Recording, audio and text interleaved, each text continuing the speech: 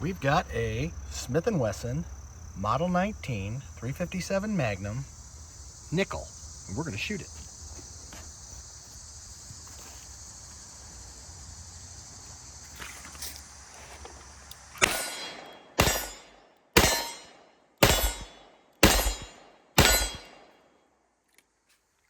It shoots good.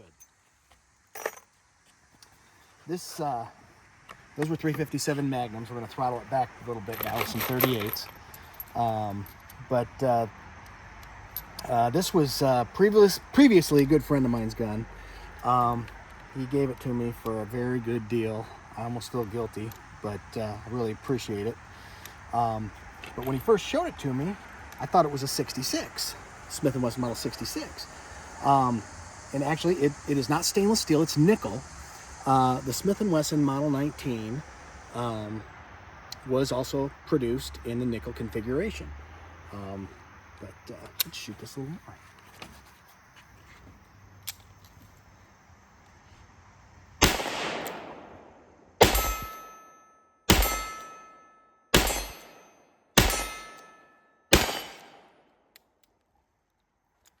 Six shots goes fast. But these guns, the Model 19,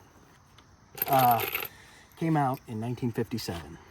It was developed by a gentleman named Bill Jordan, who was a Border Patrol agent, and he coupled with Smith & Wesson, and they put the 357 Magnum, which was really getting some traction because it's a very formidable defensive load, on the K-frame, the lighter K-frame, Smith & Wesson, and law enforcement loved it. The Border Patrol carried it, the FBI carried it, a lot of sheriff's departments, state police all over the place carried this particular gun.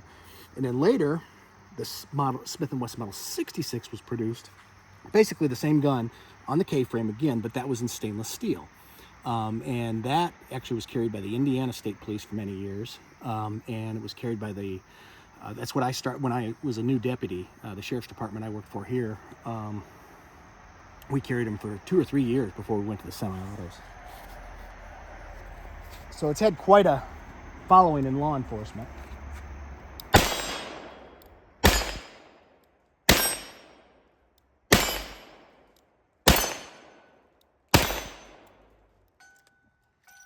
So, like I said, you can fire 38 specials through these.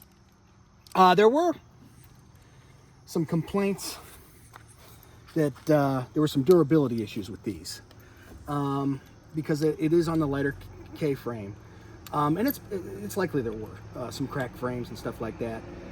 But you got to remember, it's not that law enforcement agencies abuse guns; they shoot them a lot.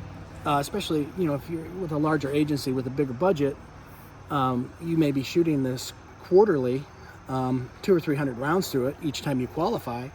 And if you're running a steady diet of 357 Magnums through it, then it's possible you had some durability issues. No different than a lot of the Colt Pythons, the earlier Pythons, would go out of timing if you fed a steady diet of 357 Magnum through them. But if you've got one of these, you're fine shooting 357 Magnum through it. Those first 6 were 357 Magnum. 38s are a little more pleasant to shoot. But if you're looking for a defensive load, it's tough to beat a 357 Magnum.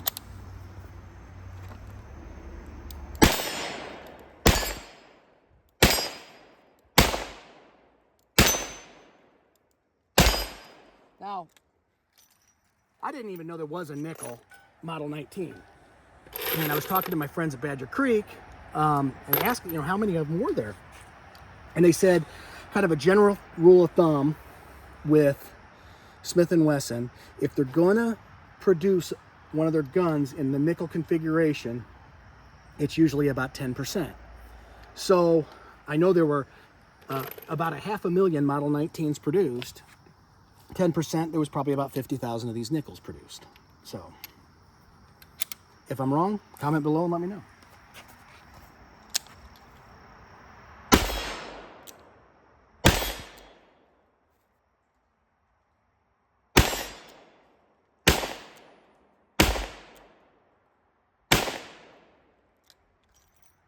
But anyway, Smith & Wesson Model 19 357 Magnum. Very grateful for the deal I was given. It's not the kind of deal that comes along very often, but I'm really happy to have this gun now. And TR is too, because someday it'll probably be his. Thanks for watching. Don't forget to go see my friends at Badger Creek.